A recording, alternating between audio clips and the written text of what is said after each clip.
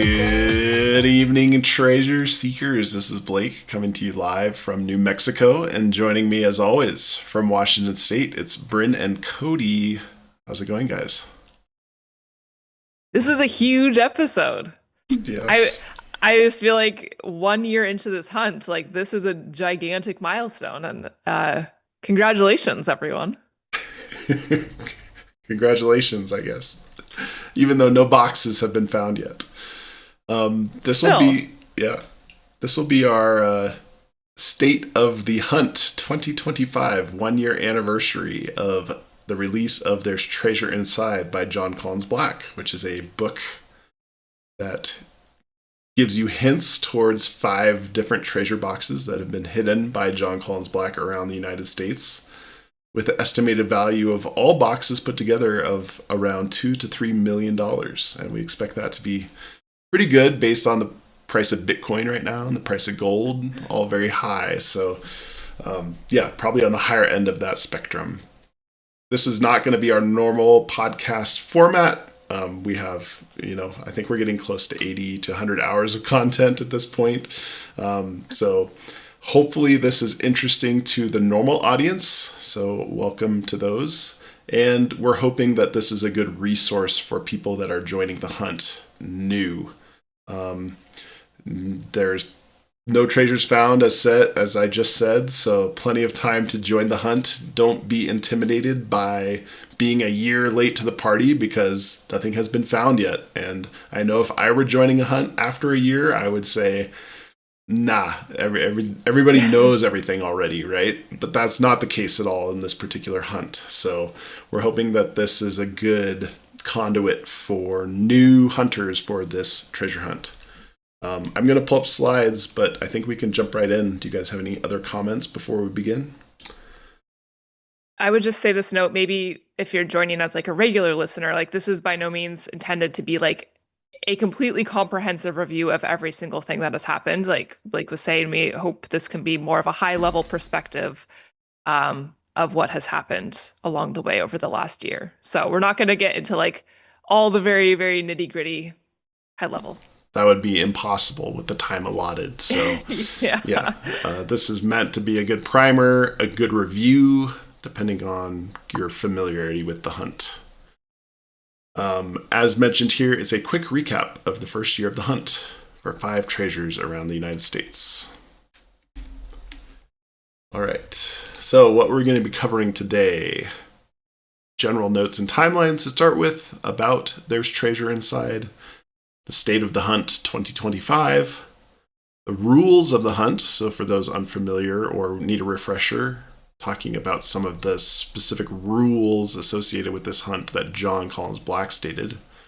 We'll talk about some of the main content and clues and background regarding the largest treasure, also known as the lion's share treasure, which is a somewhat unofficial term / official term. We'll get into the details of that. And then there's 4 smaller part 2 boxes. So the book is broken into 2 sections, part 1 and part 2.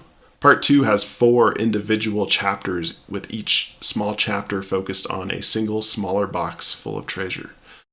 Then we'll talk about the poem at the end of the book called Joy's Serenade. And then I have a list of recommended resources if you want to dive deeper into the hunt, and a list of interviews that have been performed with Jon Collins-Black, because I don't think there's a good clearinghouse of those at the moment. All right, let's dive right in. Bryn, do you want to kick us off? Yes. So these are some general notes for the entirety of the hunt, part 1, part 2. So let's start with, why did Jon Collins-Black create this hunt? So ultimately, Jon Collins-Black, he came into this money with cryptocurrency investments primarily, and so he was also part of the Forrest Fenn hunt. You may be familiar with the Forrest Fenn hunt. Oh my gosh, what were the years that took place from? 2010. Like 2010 through 2020. Okay, so the 2010s. He joined that hunt. He was late to that hunt as well. what, 7 years late to that one? Started in Five. 2016. Okay, thank you. Thank you, everyone. So he got into treasure hunting through that hunt. And ultimately, his response when people are asking him, like, well, why did you create this hunt? He says he was drawn to joy and he wants to share joy. And this project, it was a 5-year project for Jon, collecting the treasure, developing the treasure hunt, getting this book published. It was just a very joy-filled process for him. And for him, being able to create and share this joy with all of us now looking for the treasure is much more valuable to him than the money aspect. So that's kind of his inspiration for what kicked this project off. The overall book structure, like mentioned, there's 2 parts of the book. So part 1 is for the largest box. There are 23 chapters associated with that. Part 2, there are 4 similar size boxes that are smaller. They all have commemorative coins associated with them, and each one has a very distinct box design. He worked with an artist named Seth Gould to collaborate on the creation of these boxes. Ultimately, he was like trying to source some really cool treasure boxes, treasure chests, couldn't find anything that he felt like really was grand enough for this and what he was looking for specifically. So that's why he had these commissioned. They're all very unique, and we will get into that with the part 2 boxes. And there is a final poem at the end of both part 1 and part 2. In the table of contents, it is called the final poem. It is titled Joy's Serenade when you get to it in the book. It seems to be very important. We'll get to that later.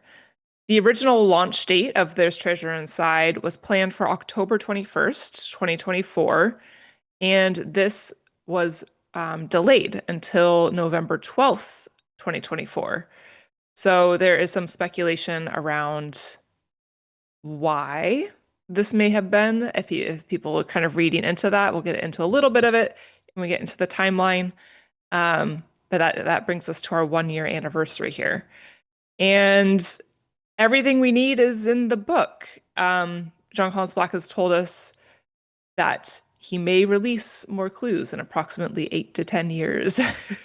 so 7 years to go. Yes, so this is State of the Hunt year 1, but we'll have 8 more of these at least before we get a clue from Jon Collins-Black.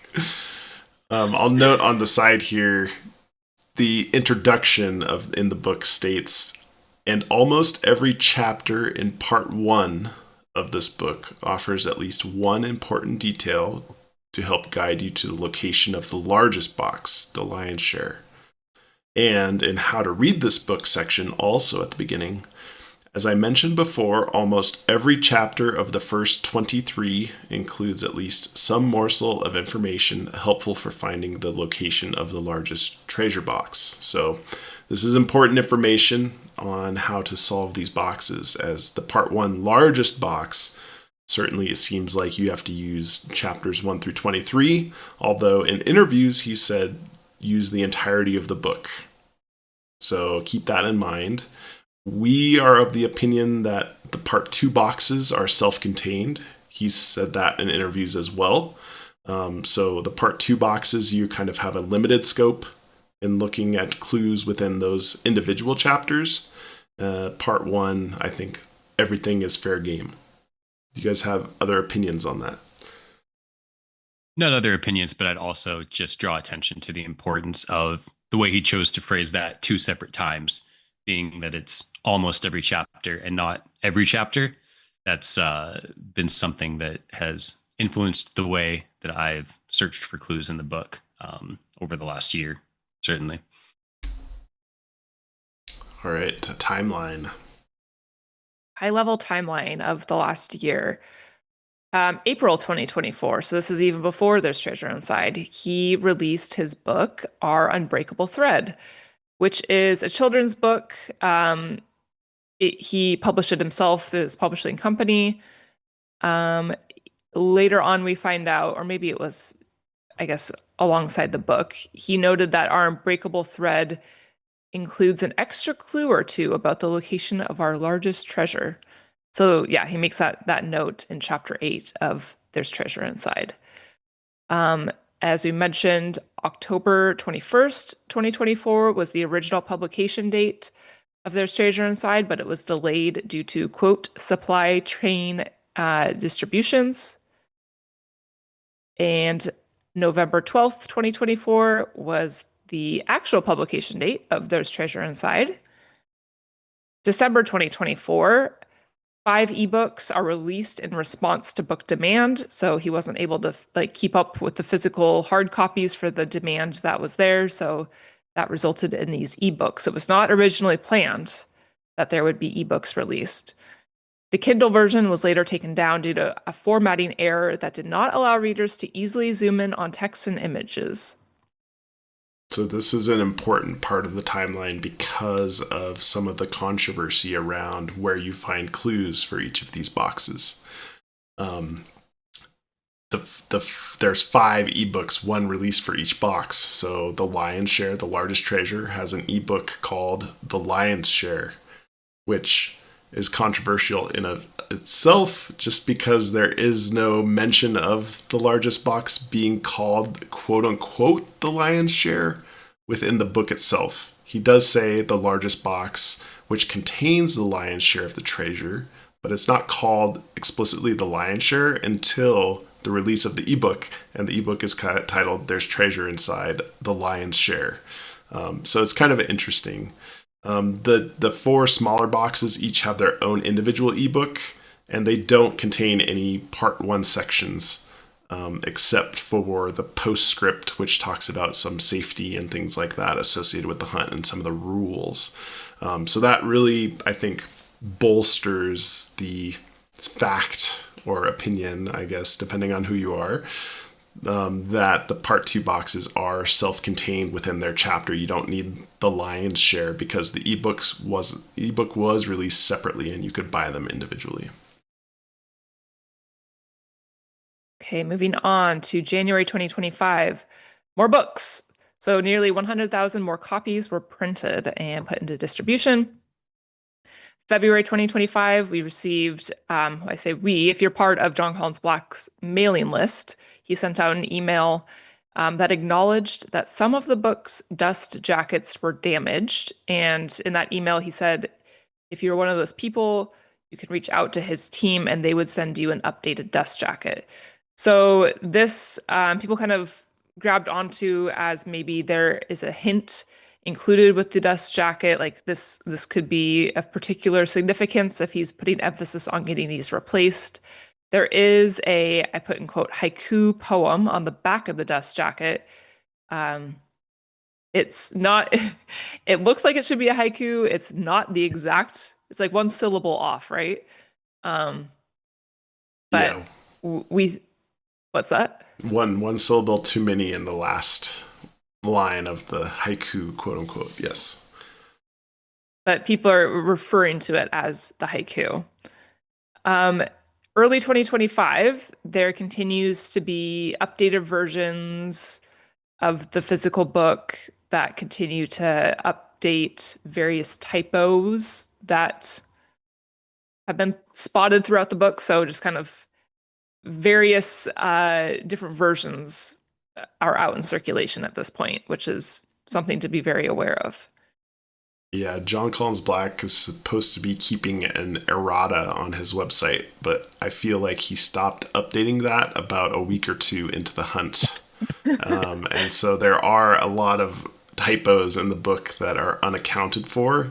Even like if you have an original version of the book, they're not represented in the errata, even though they're updated in later versions of the book. So certainly there's challenges associated with him writing and editing his own book that he didn't want a lot of eyes on it beforehand. So there were plenty of typos in the book, misspellings, formatting things, no spaces between words, that it'd be very easy to focus in on those as clues, but they're not, according to later versions of the book. May 27th, 2025, Jon Collins-Black sends out another email to his distribution list, states that he's been aware of the fact that some ebook versions are no longer available. he didn't know why, but it has been rectified. So this came to light for him during the Treasure Hunt with Us interview that he did. So that was kind of an additional chapter to the ebook saga. And October 21st, 2025, we receive another email from his distribution list that states, almost a year since my book was released. So important to note that he sent this email exactly 1 year from his original planned release date. So maybe some importance and significance as to why he originally chose that original release date, if that comes into play as a clue in the book overall as well. Mm-hmm. All right, State of the Hunt 2025. No boxes have been found. Here's a quote from Jon. While it remains true that none of my hidden treasures have yet been discovered, some of you have been closer than you think. So we've heard from Jon himself that he has a team kind of keeping an eye on Discord and some of the happenings and communications around people searching for the treasure. We also can assume that he's out there lurking maybe a little bit himself, keeping an eye on the hunt. It would be hard not to, I can imagine. I know people have also been emailing him and his team directly. So I think he has a good idea of where people are looking, what's going on. And it's fun to think that at least for maybe a couple boxes, people are really honing in and getting close. And he also stated that when 2 boxes are found, he thinks the others will be found quickly after.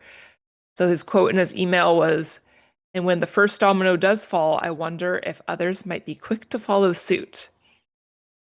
Yeah, so people have definitely been oh, go ahead. I would say in a separate interview, he also mentioned that once 2 boxes are found, oh, that's what it says there. 2 boxes are found from a separate interview.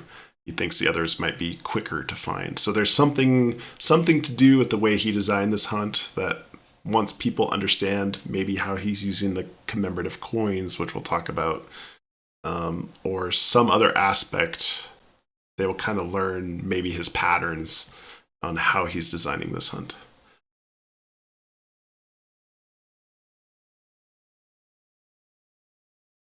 Rules of the hunt. This is very important, and I think can also be very helpful as you're looking for potential spots. So, first and foremost, most importantly, none of the treasures are hidden anywhere dangerous. He makes this very clear. Some specifics of what is not dangerous. They are not hidden under any body of water. There's no need for any water vessel of any kind, not close to high currents or a cliff edge. You will not need to scale a cliff or rock face. Also very, very important. Not on public land. One small exception to this is... sorry, not on private land. That's a typo. Oh my gosh, sorry. Oh no. Good save.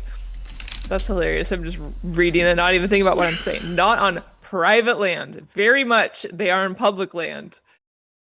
So one exception to that is he says it could be... You could possibly have to go over a brief easement is the only exception to that. They are not buried. Please do not dig for these treasures. He does not want us disrupting the landscape. We do not need to dig. No treasure box is more than 3 miles from a road. There's no more than 1 box per state. The Forrest Fenn Box is not hidden in Yellowstone. No one has location information other than Jon Collins-Black. He worked on this book by himself. No one, not his wife, not his family, nobody else associated with this treasure hunt knows where these boxes are hidden. The boxes could be accessible to someone in average health. You're allowed to find more than 1 box. You're welcome to find all the boxes. Jon Collins-Black did not intentionally misspell any words, abbreviations, or proper nouns, nor state any incorrect dates or ages. And finally, there is no grand cipher to solve. Yeah, and you don't have to be a genius to solve the location of any treasure box, quote unquote, Jon Collins-Black. Yeah, I mean, if you're watching our video, maybe you've been diving into some other content, Discord, trying to get caught up with this hunt or seeing what's going on. It is certainly easy to go down rabbit holes. I think we are also guilty of some obscure thoughts as well. Like, it's hard not to. And so just keeping in mind this quote, you do not have to be a genius. All right, so getting into part 1 box, our largest treasure, aka the lion's share. So to highlight this quote here, the 5th and final box is substantially larger than the other 4 boxes and contains inside it the lion's share of our valuable trove. So again, recapping for the lion's share, these clues can be found anywhere inside the book, and it is substantially larger than the other 4 boxes. And you have a nice little picture of the beautiful box that all this treasure will be contained in when you unveil it. Okay, so when we started our podcast, we started doing like a chapter by chapter approach where we gathered up what we thought were a lot of general themes from the book, and also have gathered up some general themes from the community as we've been researching this book as well. So here's kind of our comprehensive list of what we feel like could be some general themes of the lion's share. The idea of making a roadmap, weaving or a tapestry, the idea of painting a mural, perspective, transcending circumstances is a term that we coined ourselves. That has been been a big one for our team. After a lot of discussion of how to describe what we were trying to describe, and I think Blake came up with that. And we coined that term. Yes. Who put the trademark on it? I threw it on the nice. PowerPoint. Love it. We think there's been this theme of like a fatherly or generational influence, evolution or metamorphosis, the Olympics, the World's Fair, moon, stars, potentially eclipse. Eclipse is definitely something that we as a team have kind of honed in ourselves. Water in the sea, botanical, flowers, wind, and light. So light being UV, fire, light as an overarching theme there. So as you can see, these are some pretty big ideas. This is high level. Yeah, I think this represents pretty well, like, I don't think there's any large-scale general consensus in the community, at least that I've seen, that any of these things are right or wrong. I think these are just throwing out some opinions and ideas from our perspective and a few others in terms of what's important or what's something you can hook onto while you're reading through the part 1 section of the book. And what to make of these, like, whew, that's pretty rough. We don't know yet, but it's kind of wide open in my opinion. I know certainly we've seen some very clever solves for the lion's share box or the largest treasure, but it's not been found yet. And because it's 200 pages of content, knowing that you're on the right track, I think is going to be difficult. So I think it's expected that this treasure box is going to be the last one to be found just because of the large content block that you have to get through and putting together what I'm assuming is a large number of clues to get you in the right direction. So wide open, in my opinion, the lion's share. And one thing we probably should have said in the general notes is that when each of the part 2 smaller boxes is found, there's also going to be a clue associated with each one of those boxes, like a laminated clue inside the box to help direct you towards the lion's share. So that also kind of helps reinforce the idea that the smaller boxes are intended to be solved most likely first, and then also give you an extra hint towards getting towards the lion's share. Right.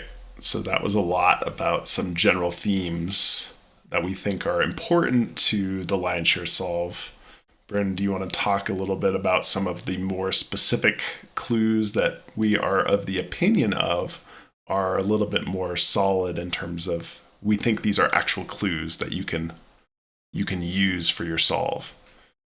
Totally. So one that feels very locked in is page 90 is missing from the book, and it has continued to be missing through all the different updates. So it was not a typo. So you can see here, oh gosh, this is small, but I'm assuming this is page 89 and 91 here on the right-hand side in the pictures. Correct. And we also have a little screenshot here showing the ebook where page 90 is also indicated as missing. Yeah, so when you look at the ebook, it's labeled as such that you go to page 89, and then in parentheses it says page 90 out of 212, and then you go to the next page and it says page 91 out of 212, without that caveat that it's out of order at that point. So I think that could have been remedied by the ebook, but yeah, there's no mention of page 90 being an error in Jon Collins-Black's errata, and I think that would have been part of the first set of errata that he would have corrected if it weren't meant to be a clue.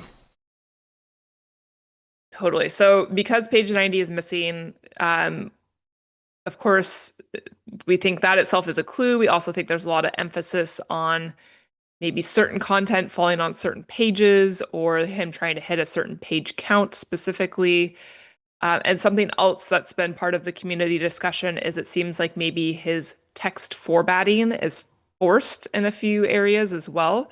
So kind of reinforcing the idea that maybe if he's formatting text or graphics a certain way to get certain things onto different pages intentionally, that could certainly be something to keep an eye out for as you're working through the book as well. The graphic elements of the book, it's a beautiful book. He had a wonderful graphic designer bring a lot of visual aspects to this book, and they're certainly under a lot of speculation for being clues as well. So some graphic elements that have been investigated so far. A lot of the images in the book have these like rip patterns around them, as you can see with this emerald on the right-hand side of the screen. So it could certainly just be like an artistic effect that's beautiful because it's a treasure hunt and it looks collected and old and cool. But I am certainly a big believer, along with some other people, I believe that maybe these outlines come together or work in some sort of clue fashion. You can see over here we have the first page of a chapter where it has like the title and then this almost railroad line pattern, dot patterns. So there's a lot of different graphic line elements. So those have really been investigated as well. Each chapter has the stamp effect on it that people have been looking into. Like how does the negative space in the stamp, does that mean anything? There's also like on the front of the book, there's a big like pick and shovel icon that has a similar stamp effect, which has been particularly interesting because we know we're not supposed to dig or do anything dangerous. So this icon feels a little out of place and potentially significant. And then that stamp element mirrored throughout the book in the chapter numbers as well. And you can also see that some of the chapter title letters have these notches out of them. So people have picked up on that as well, done some extensive research on the notches in the letter. I think somewhat inspired by Ready Player One. I know that was a key part of that narrative. So all these different graphic elements could potentially be clues. All right, the AI images in the book. So when we first went through the book, it was certainly assumed that a lot of the images were AI, and we now have confirmation that they are. So Jon Collins-Black used AI to help create images. A couple quotes here. I created the art with the help of AI. That was from the Jon Collins-Black interview with Treasure Hunt with Us. And also in that interview, he said, what AI likes to create and what I wanted were two really different things. It took a lot of time, experimentation, and different programs Then I also had my own art programs that I used in conjunction with that. So he definitely created a lot of these images and then on top of that altered them himself to try to get this very specific look and way of hiding clues in the images. So the images, very important. So I'm going to let you take this one, Blake. Yeah, this is an analysis by one of our favorite co-YouTube channels. We're not associated with Matthew Hobbies at all, but we like his content. So Matthew Hobbies, which there will be a link in the resources below.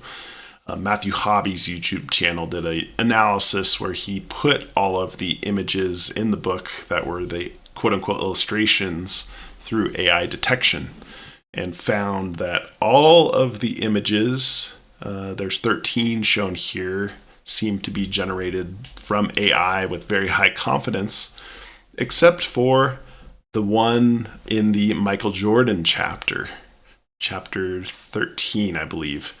That one was not likely to be AI generated or deepfake. So whether or not there was heavy manipulation by JCB or if it was actually drawn by him, we're not sure. But the AI, an AI image detector did not think that one was AI generated. So take that information as you will, but that's very interesting.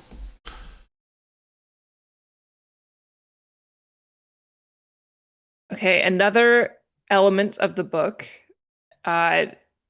is the Hopi calendar, and it is very prominent. It is a whole page dedicated to the Hopi calendar in the book. And in addition to that, there's also kind of a subsection of a chapter that speaks just to Hopi culture.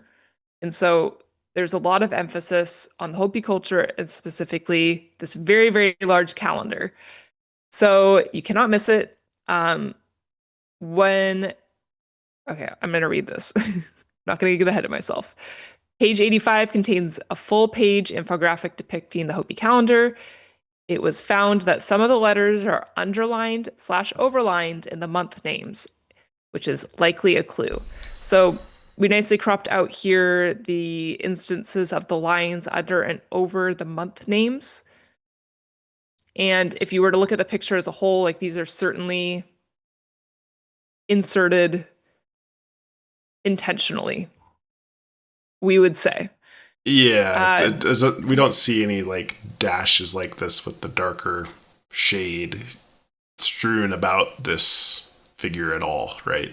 They're very clearly, well, it's not very clear, but if you look closely, it's clear that these are unique to being in these positions under and over 6 of these letters. Right. So what to do with these letters is a bit of a mystery. The best guess that we've taken so far is they are to be anagrammed in some sort of way. Maybe the most highest potential would be the word antler, maybe falling back into some sort of relation with like a Hopi Katsina. Sorry, not Katsina. Is that what they're called? The little Katsinas? Katsina or Kachina. Both are appropriate. Okay. Thank you. So I don't know if you want to talk about any of the other theories around what to do with these letters. Probably won't do a deep dive into that. There's plenty of content out there. I think One Clue Short of a Treasure did a recent episode on the Hopi calendar, so I'd recommend that. And again, that will be a part of the resources down below. So if you want a deeper dive into that, but this certainly looks like a solid clue, and we're excited about them because they come few and far between at this point. Yeah. All right, another potential clue that we have uncovered. Very excited about this. We had reached out to the illustrator of our Unbreakable Thread, and she told us that there was this element added to the book that was not one of her illustrations. This was added after she provided the illustrations for the book. She confirmed the butterfly on the copyright page was added afterwards. So you can see that here, kind of like above the marble press and everything, next to the dedications. Did you And mention that this is our unbreakable thread we're talking about now at this point? I think so.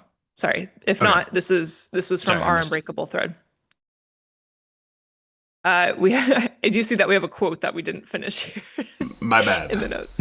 That's okay. This purple butterfly is the one that was added to our unbreakable thread. And just to remind you, our unbreakable thread is the children's book that Jon Collins-Black published, and also stated there may be a clue or two to the location of the largest treasure within that children's book.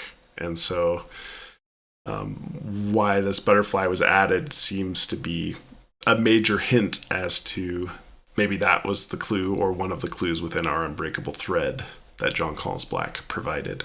I think that's bolstered quite a bit by this symbol, which remained a mystery for many months, I would say. When the book was first released, there's this symbol on the copyright page of there's treasure inside.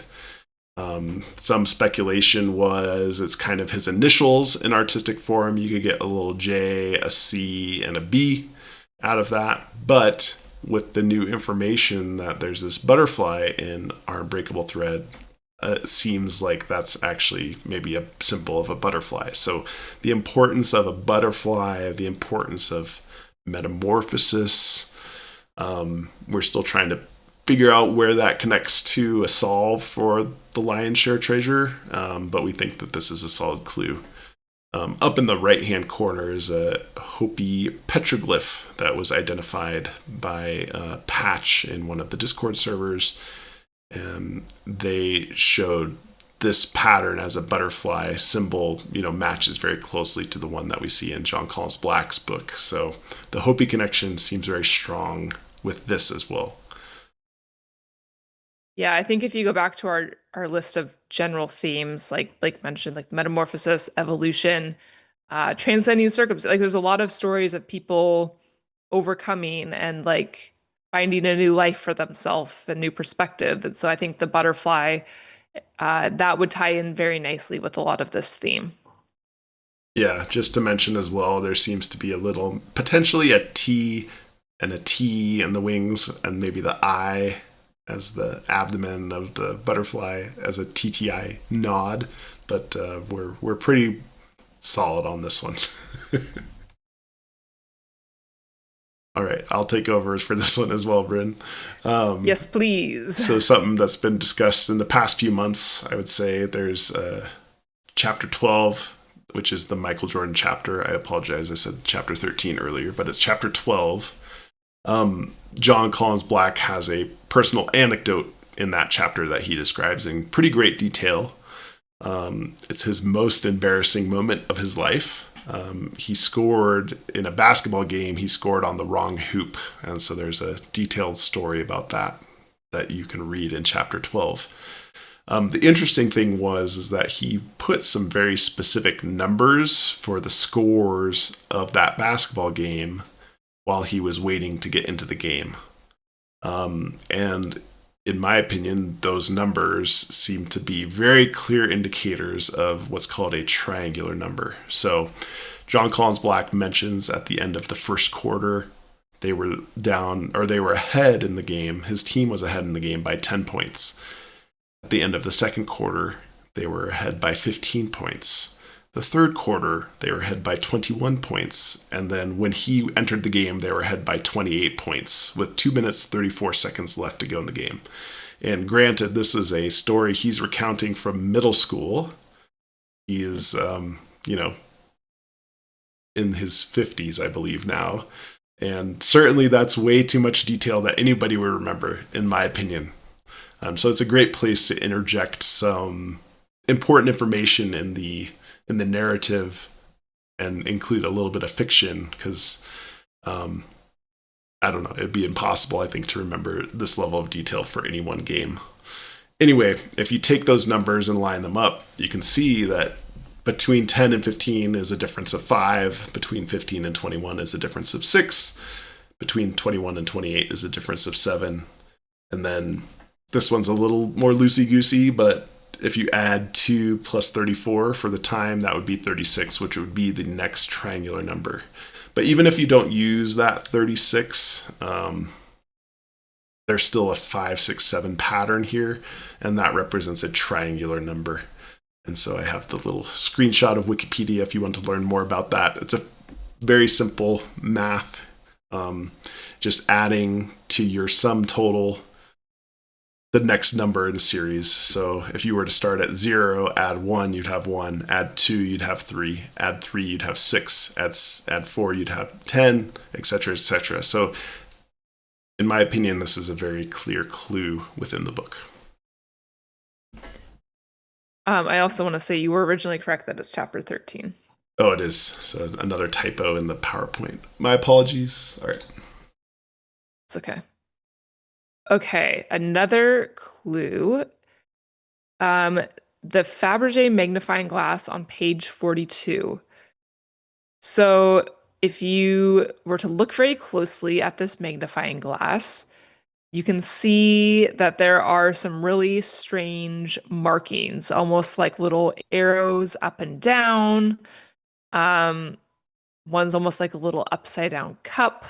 I would say maybe similar to a lightning bolt and a dash. So just when you look at the actual image itself in the book closely, these little markings definitely feel like they were added afterwards. And we have also looked up the original photography of this piece to make sure that it's not part of the original photography, and we could not find these markings specifically. So we do think that these are something that he added with his own artistic software on top of the photography afterwards. So these markings are, gosh, what about 3 o'clock, 6 o'clock, 8 o'clock, if you're looking at the magnifying glass in the book. Okay. No, go ahead. I was going to say, one potential interpretation that we explored with this is the idea of runes. So this one is certainly loose. Yeah, and that one I was a little bit skeptical of, but it is definitely bolstered by the chapter itself talking about attention to fine detail, and then the fact that it's on a magnifying glass of all things for it to be on. So it's got that going for it as well. Yeah. Yes. So there's a lot more. There's a lot more detail for all of these things. Recommend you going back and listening to some of the episodes that we've covered these topic areas. And other resources online if you want more speculation about what these clues mean. But it's a pretty small list, I would say, of what we think are quote-unquote solid clues from the lion's share right now. I don't want to derail us. I know we're staying focused and high level, but it is interesting that those are on a circle, and we have the Hopi calendar, which is very circular as well. So maybe some potential exploration there. All right. See a future Horseshoes and Hand Grenades from There's Treasure Inside, the Unofficial Podcast.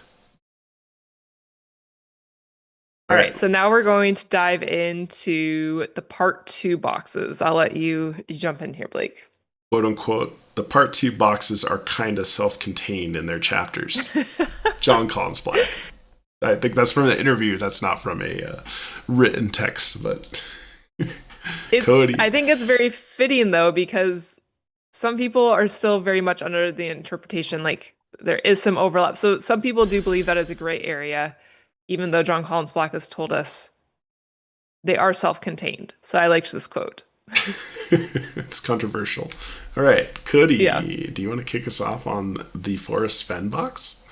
Yes, I came up with one off-the-cuff theory about Forrest Fenn a couple months ago, and now I guess I am the Forrest Fenn guy of the group.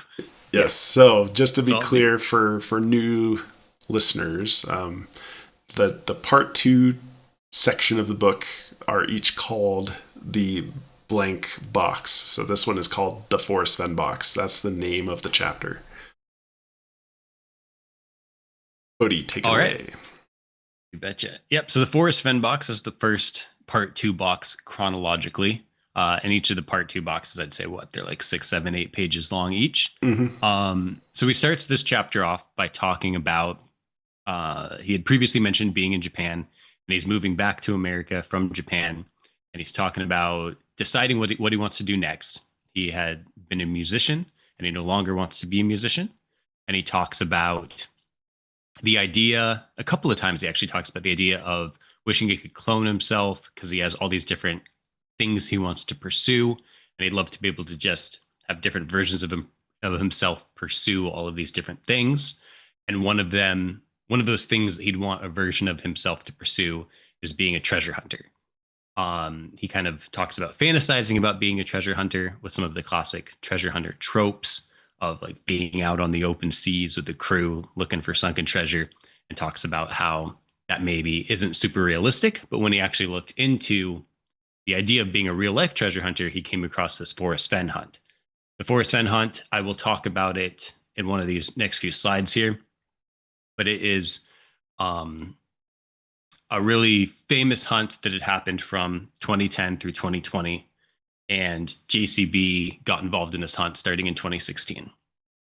After the hunt had concluded and he had played his role in the hunt and the treasure had ultimately been found, those treasure items, a lot of them went to auction, and he was able to get 4 of those that ended up now in his new treasure boxes, all or some in the Forrest Fenn box itself, that being the Forrest Fenn biography in an olive jar, a pendant, a bracelet, and an Alaskan gold nugget. Now, the original Forrest Fenn hunt, all the clues were given, or I would say this, at first, all of the clues were given before Forrest Fenn kind of dropped some extra little nuggets within a 24-line poem that Forrest Fenn had written and released to act as kind of like a poetic treasure map. Bryn had mentioned earlier that each of the part 2 boxes have a specific box that was designed for a box that was designed for the box by Seth Gold, and a commemorative coin as well. So for the Forrest Fenn box, he had Seth Gold design what he referred to 2 separate times as the Hobnob treasure box. He said in the text of the chapter, sorry, Hobnail. I keep saying that. Hobnail treasure box. He says in the text of the chapter, his design is influenced by popular hobnail safes, and then later on calls it our hobnail treasure box as well. So anytime that JCB references something 2 separate times, it always draws my attention, and I think it's the same for a lot of people. So hobnail treasure box, and then there's a picture of the commemorative coin in the bottom left-hand corner there. Each of the coins has this very minimalistic, abstract angle and circle on them. So do with that what you will. Many people have many different theories. And then the other side of the coin, obviously see for yourself, but it kind of is, it's almost reminiscent of like the bottom of a soda can. It's also, it matches the top of the box, the little seal on the box. Yeah, very similar, very reminiscent of the top of the seal of the box. I put in the quote, one line from the Forrest Fenn Box poem, "A thinker's stone is all you need," which is one of the more interesting lines of the poem, I would say. Yes, yes. So I wanted to do a real quick recap of the original Forrest Fenn hunt because it's so important to the JCB Forrest Fenn box. It's just totally inspired by that original hunt. So it's mostly just going to be reading off these bullet points, but Forrest Fenn lived from 1930 through 2020 in Santa Fe, New Mexico as an art dealer, author, and former U.S. Air Force pilot. He hid a box of gold and jewels in the Rocky Mountains after he was diagnosed with cancer in the late 1980s. But then he later on, I think in 2010, he hid the gold and jewels. It was in an ornate bronze box, 10 by 10 by 5 inches, about 42 pounds in weight, containing gold coins, nuggets, jewelry, gemstones, small jade sculpture, approximately $1 to $2 million. And then that 24-line poem was included in The Thrill of the Chase, which was Forrest Fenn's self-published memoir and released in 2010. He said that he hid this treasure somewhere in the Rocky Mountains north of Santa Fe, with a couple other items there as well. And then the last thing I wanted to touch on, so a lot of that information is from back in 2010, but I did also want to mention that in 2025, March of 2025, the show, movie, documentary, Golden Greed was released on Netflix, which was about the Forrest Fenn hunt. And while it I haven't watched it in a few months now, but I think it focused more on the drama around the hunt than the hunt itself and theories at the time. But it's still definitely worth watching, especially if you're going to get into this Forrest Fenn box. And JCB actually acknowledged that documentary and that it was going to be released on Netflix in an email that he had sent out just prior to that March 2025 release on Netflix.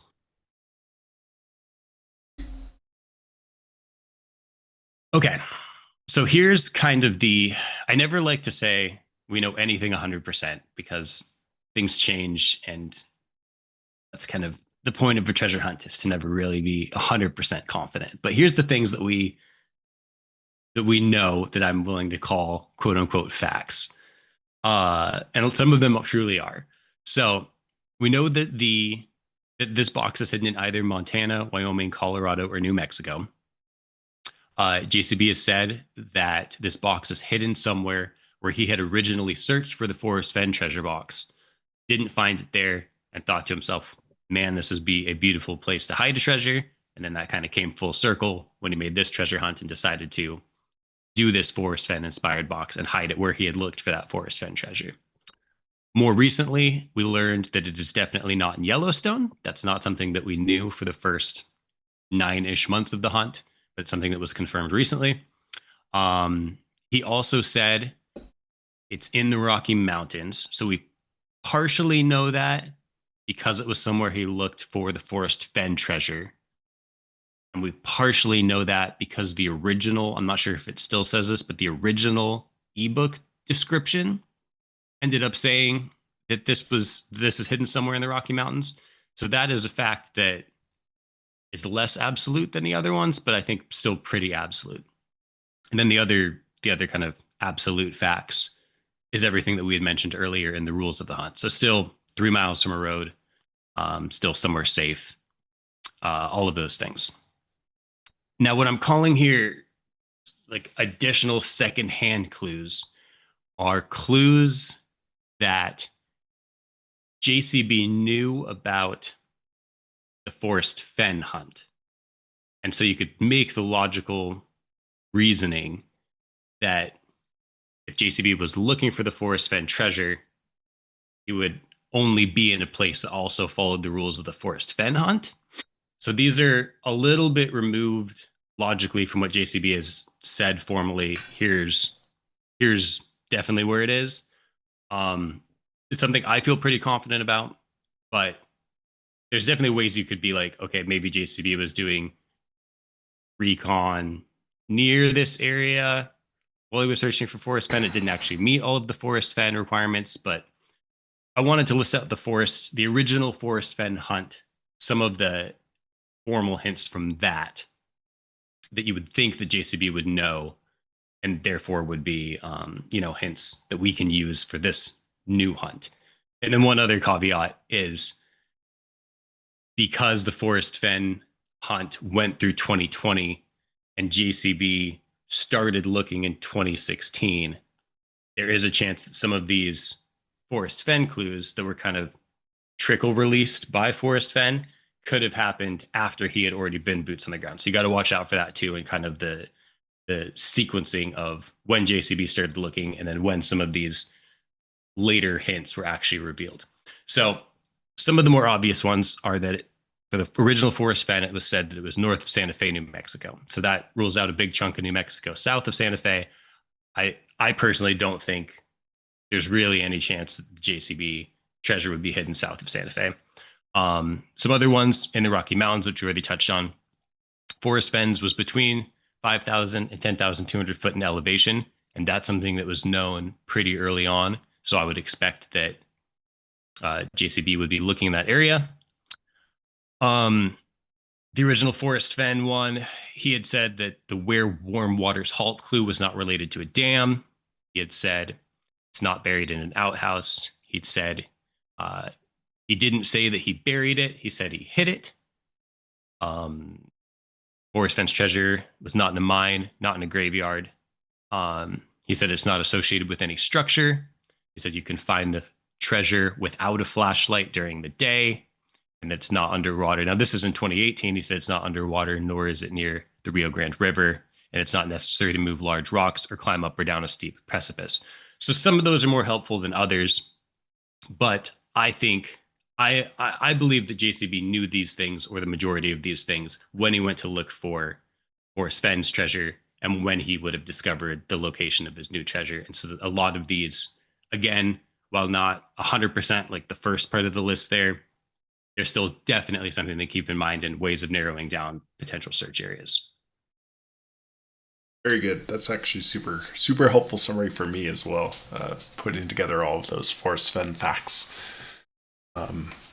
Yeah, it's become more clear recently through interviews. You wouldn't necessarily get it from the book that JCB, Jon Collins-Black, hid the treasure in a spot he was looking for Forrest Fenn's. So you actually kind of get two for the price of one, I would say, in terms of you can use Forrest Fenn's poem along with Jon Collins-Black's poem to try to find the Forrest Fenn box from There's Treasure Inside. This next slide touches on different corrections and clarifications. I think I've touched on most of these already. We learned that it's not located in Yellowstone recently. Touched on that one. The big two that I haven't touched on yet are that on page 205, it had originally said Santa Fe, Arizona, and that was corrected to Santa Fe, New Mexico. A lot of people thought that that was a hint before it got corrected. And then page 210, here, H-E-R-E, got corrected to here, H-E-A-R.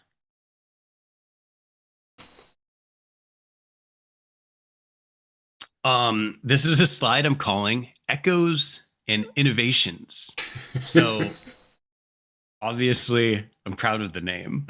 I don't think I have an Echoes and Innovations slide for the Past and Future box, unfortunately. That's all right. This one's got less community consensus, so I had to do something a little different. So as mentioned, JCB wrote a 24-line poem that is heavily influenced by Forrest Fenn's 24-line poem. And in the poem that JCB writes, he copies a lot of exact language or very similar language from Forrest Fenn's poem into his poem, which obviously that would be natural because his hiding spot, he thought he got to, well, he did get to from Forrest Fenn's poem in that language. So we've got a lot of those same kind of keywords and key hints that he's echoed in his new poem from the Forrest Fenn poem. And then there's also a handful of very specific terminology and things that sound like keywords or hints in his poem that are not reflected in Forrest Fenn's poem at all. And so obviously, logically, you can draw different conclusions from that. You know, things that are these echoes where he's using the same language are probably the things that he was most focused on when he was looking for the Forrest Fenn poem, for the Forrest Fenn box when he was searching. So those would be important. Then obviously, if there's kind of this new language that he's adding in, that would be important in its own right because he felt that it was important enough to add to his poem and kind of act as a way of separating his location from Forrest Fenn's original location. So I guess I can read through these real quick, or you want me to read through them? Or? Yeah, you can read through for listeners. Yeah, I should have caveated this at the very beginning. If you're listening on Apple Podcasts, Spotify, this is a graphics-heavy episode. But I think we're covering everything pretty well verbally. So yeah, let's continue the trend. And if you want to read through these quickly, that's great. Yeah, you bet. So the echoes, which is language in his poem, that is also found in Forrest Fenn's poem. He says heavy loads. Forrest Fenn says heavy loads. He says, cool waters flow. Forrest Fenn says, warm waters halt. He says, canyon round. Forrest Fenn says, canyon down. He says, where once was brown, capital B brown. Forrest Fenn says, home of brown, capital B brown. From here, from there, always drawing nigh, drawing ever nigh. Blaze and blaze, marvel gaze and marvel gaze. So listen well and hear me all. And then Forrest Fenn says, so hear me all and listen good. And then JCB says, your efforts will be worth the high. And Forrest Fenn says, your efforts will be worth the cold. So that's a lot of either totally copying language or very similar language between the two poems. And then some language and potential kind of keywords and phrases that JCB uses in his poem that are kind of totally unique and new is the idea of the cruise along a road and park my car. It's kind of the vehicle aspect of it that I don't think was in Forrest Fenn's. Rolling highs and lows. Then there's the a couple that I think people have really gravitated towards, which is the compass points now toward the point, tree, and seeing eye. That's a big one. The thinker's stone that Blake had mentioned earlier. That's a big one that people are gravitating towards. The white mark shows upon the seat. Nestled all in dream. And then at the end of the poem, there's golden bending stream and bring it back full weight and dry. That's all new language. So I'm supposed to make a slide about kind of community consensi, and leading theories. And I got none. I don't think there aren't any that I've come across that really feel strong, and like a lot of people are pointing towards the same area and just making small different adjustments and all boots on the ground. This one feels very much like every theory or potential solve I hear is a one-off and not reusing a lot of the same information. So not a big community consensus the way there is for, some aspects of Past and Future Box or like Appalachian Trail Box or something like that. I didn't want to just have a blank slide. So one thing I did want to touch on is what I'm seeing as more close to consensus in the community for things that are being taken literally in the poem, because there's a lot of opportunity to make kind of metaphorical connections between language in the poem and geographical locations. But there's a few things that seems like everybody or almost everybody is taking very literally. And maybe that's good that there's that consensus, and that means that we should be taking it literally. Maybe someone should not take it literally and try something else. But I'm seeing that access to the trail being just off a road, where he says, I parked my car just off the side, something like that. I'm seeing that pretty much being taken literally as you start the search right off of the roadway. I'm seeing it taken literally that it needs to meet all the Forrest Fenn criteria, plus the no Yellowstone that we learned about. Seeing it taken literally that it's going to start near a flowing cold water source. I'm seeing canyon always taken literally. I haven't seen any like metaphorical uses for the canyon round, canyon down. The rolling highs and lows, it's pretty much always been undulating terrain in the potential solves and theories I've seen. And then this one I probably shouldn't have put on there, but yeah, just scratch that last one. No, it can be a Cody opinion. That's fine. Less community theory and more something that I feel kind of strongly about is that it's going to be near some sort of campsite, and that campsite kind of strikes the balance between it needs to be permanent. It can't be like, oh, this camper's blaze is this 20-pound stone with a white spray paint on it that someone could just like throw into a river for fun. But it also is probably not super permanent, because at this point in the poem, you kind of start, I think you need to be removing yourself from an area where there's a lot of activity. So that's one that I think should be taken literally, is like the whole campers, the blaze. Excellent. That's very, very comprehensive and useful information. Any parting thoughts, Bryn, or comments, or something that Cody may have missed? I don't have anything. No, I think that was great. And hearing Um, yeah, like the takeaways from the original Forrest Fenn hunt, I think, are particularly interesting. So thank you for gathering those all in one place. Yeah, and that's, I'll re-emphasize, it's a couple pieces of information that you would not get just from the book, right? One being, it's not in Yellowstone. That's recent information in the past few months that Jon Collins-Black has said in multiple places now. Two, that his site is a location where he was looking for the Forrest Fenn treasure. You may be able to imply that from the text, but I don't think it's explicit. But he has said explicitly in interviews that. So that's why we want to convey that information to anybody new here or anybody that hasn't been following interviews with Jon Collins-Black online. Yeah, and I feel comfortable using those Forrest Fenn rules. My one concern with treating it like those are 100% must be this is I can envision a world where JCB would be searching for Forrest Fenn's treasure, doing some boots on the ground stuff outside of, this is exactly where I think it's going to be. And he could be doing some boots on the ground stuff that don't necessarily follow all of the rules of the Forrest Fenn hunt. And that could be where he ends up hiding his treasure. I'm always hesitant to be 100% about anything, but I feel pretty comfortable with it. Fair. All right. Let's move on to the Pokemon box. Yes, all right. Deep breaths. I'm going to tackle the Pokemon box. This is the one I've been working on primarily. Okay. Very, very high level. So this chapter is the description of 2 road trips. So there's one real road trip that Jon Collins-Black took when he was 5.5 years old with his parents and his grandparents.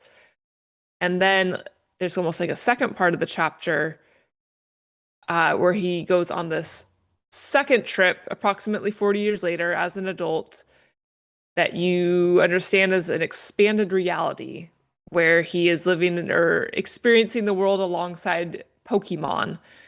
And he is on this magical expanded reality road trip to hide the Pokemon box that we have here. You look like you want to say something, Blake. Nope. Oh, okay. So make sure I'm not missing anything big. The box characteristics, it is very much inspired after a traditional Japanese puzzle box. And the coin characteristics, you can see that the coin has a pattern carried over from the puzzle box itself as well.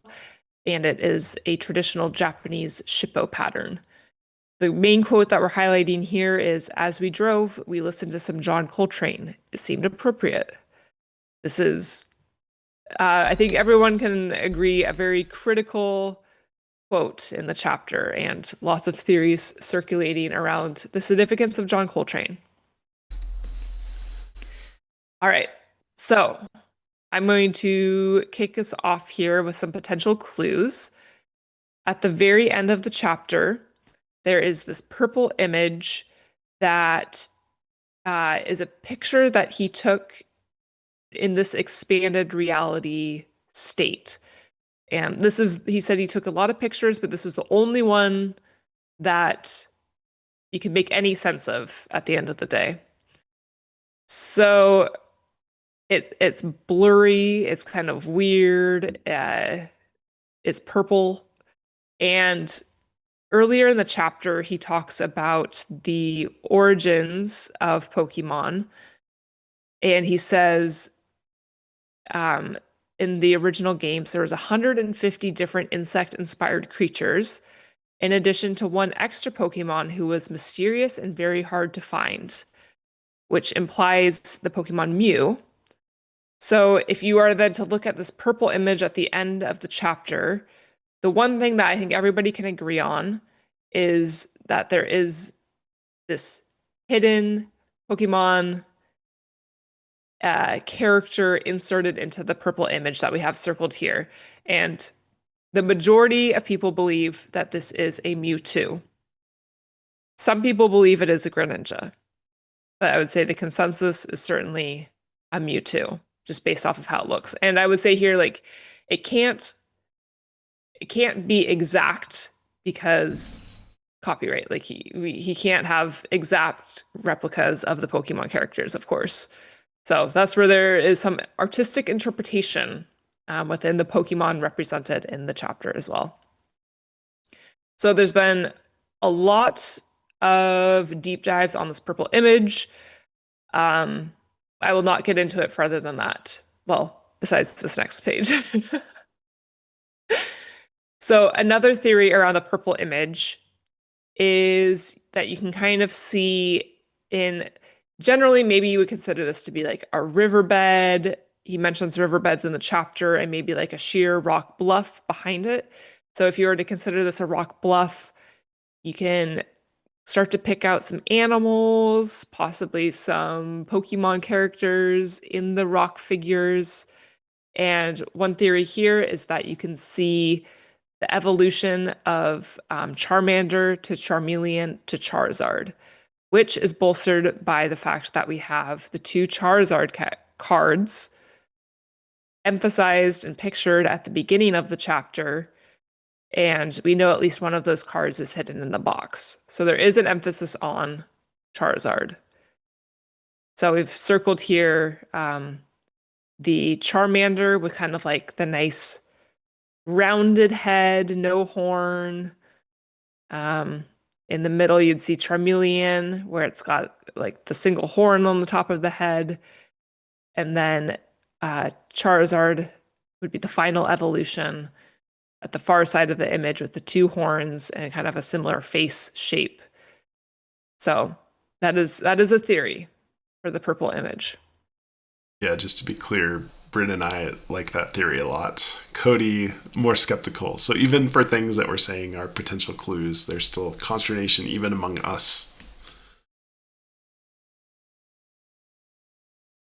All right. So another image that we get in this chapter is what he says is an artistic interpretation of Froakie and Greninja. So the Froakie is the character, Pokemon character that he meets in this expanded reality, kind of as his companion for this road trip to help him hide the treasure box. As they're going on this adventure, they later come across one of the evolutions of Froakie, which is the Greninja, would be the final evolution of Froakie. So it is assumed that these two images also contain some clues. Just circling here, things that have been discussed.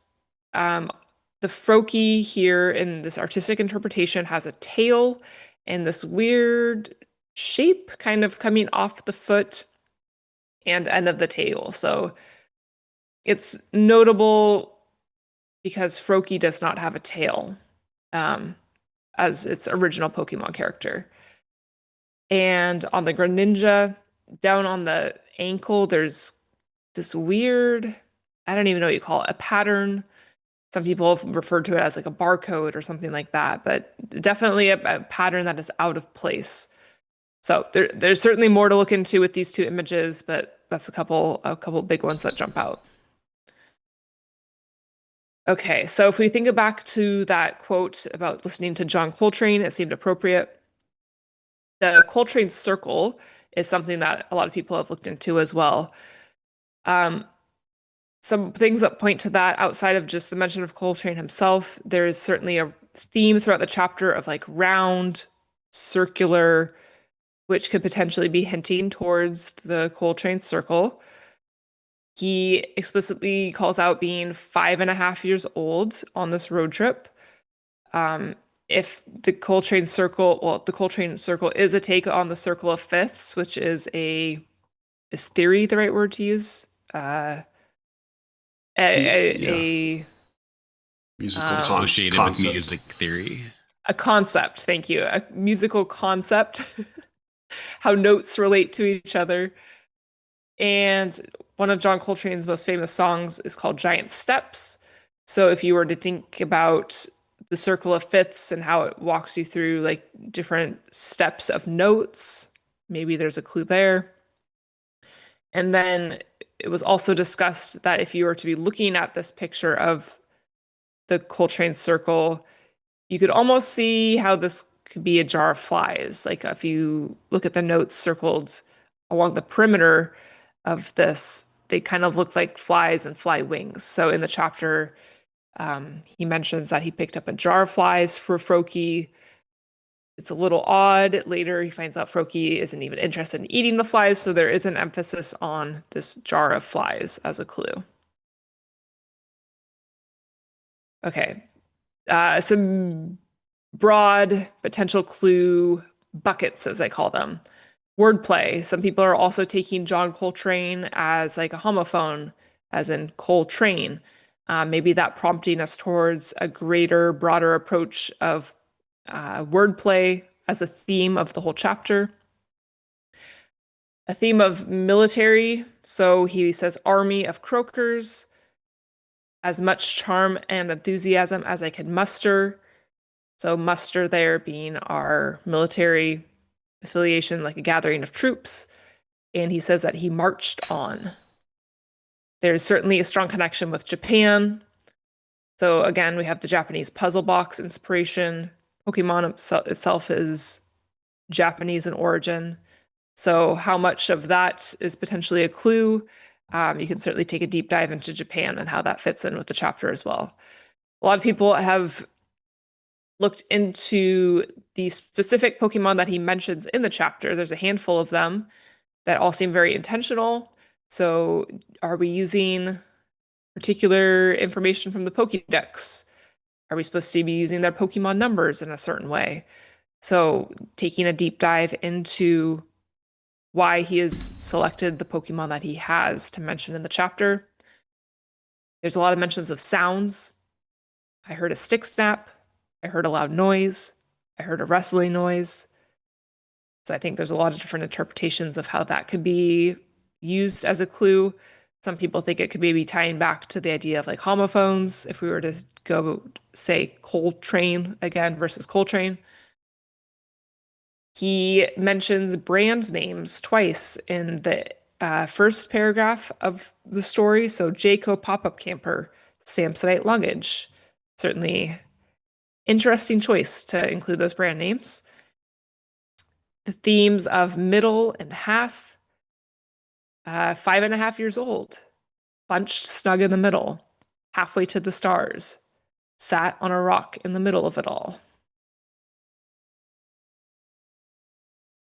So those are just a few of what I would say are the buckets. But in general, I think those are all pretty well agreed upon. Okay, the Pokemon box, relevant notes from JCB interviews.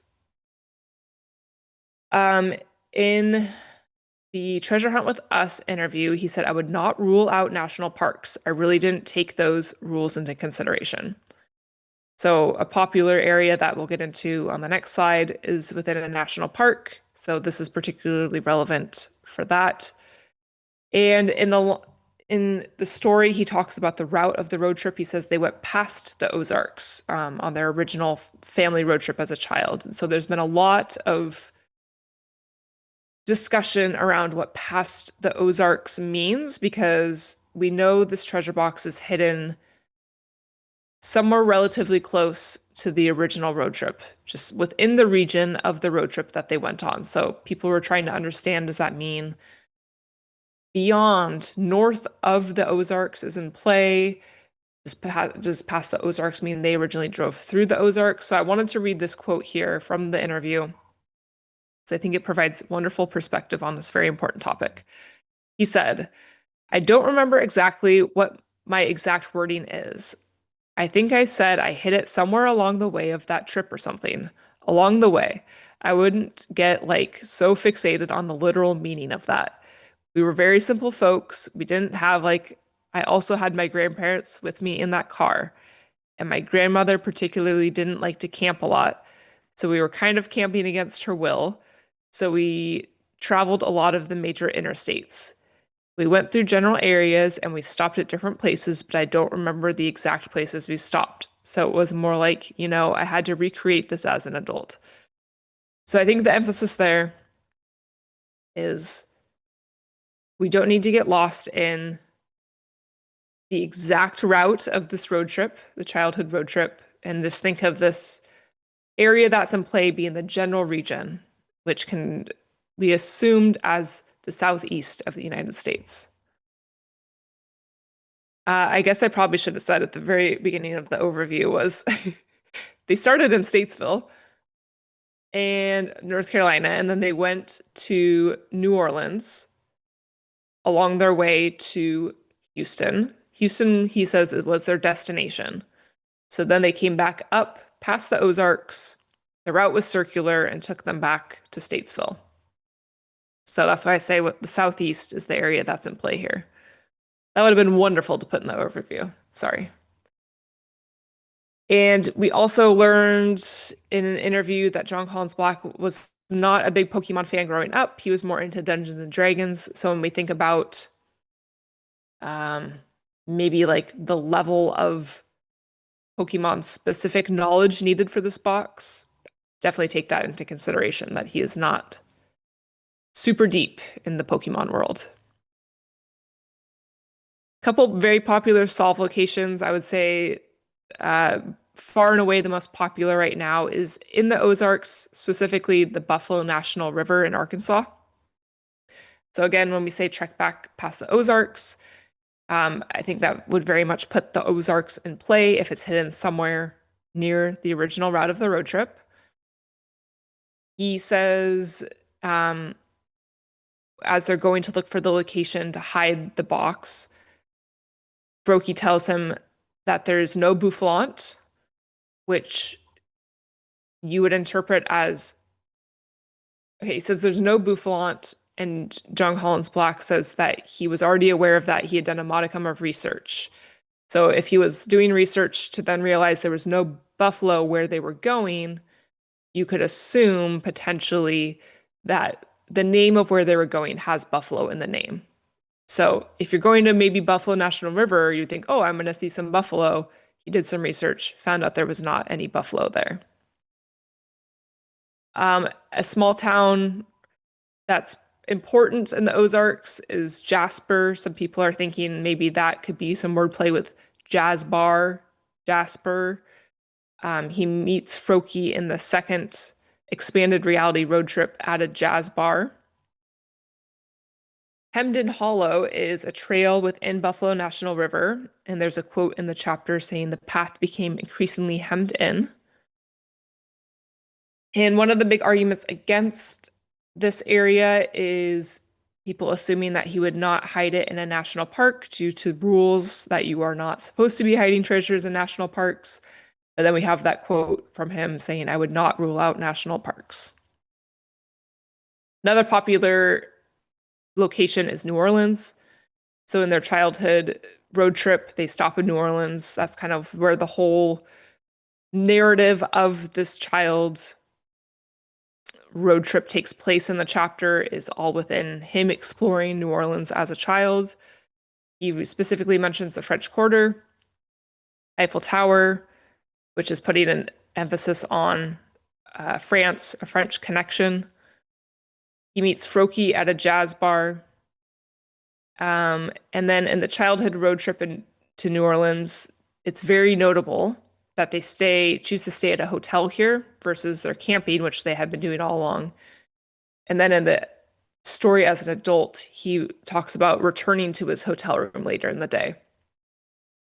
So there's some parallels there where you could think that the origin of their expanded reality trip starts at a New Orleans jazz bar, and then where they drive to, where him and Froakie drive to, is within a day trip's distance of New Orleans. And I would say if you're particularly interested in New Orleans, Habeas Treasurous on YouTube has been pretty focused on New Orleans as a solve area. All right. Very excellent as well. Any comments or points you want to make, Cody, before we move on to the next box? No, nothing from me. It was cool. Very good. Very excellent, as Blake would say. Very excellent. Thank you. Most excellent. All right. I will take over for the past and future box. So this is the third of the small boxes in the part 2 section of There's Treasure Inside.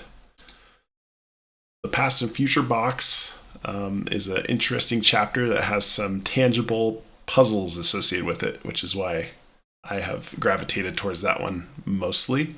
Cody as well has put in a lot of work on this. The overall themes of the chapter and topics of the chapter include discussion of the past and future through Bitcoin as a digital asset of the future.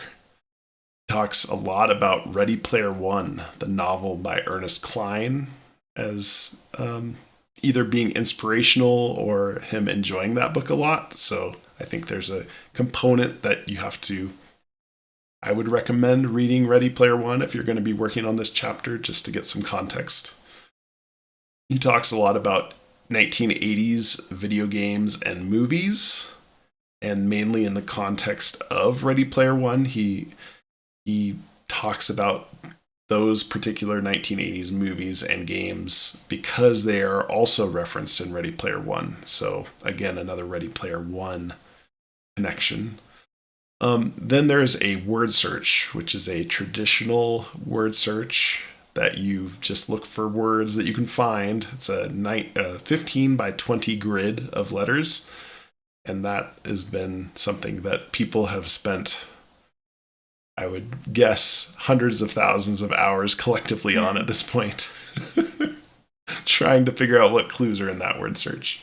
And we'll talk about some of the community consensus of that word search in just a moment.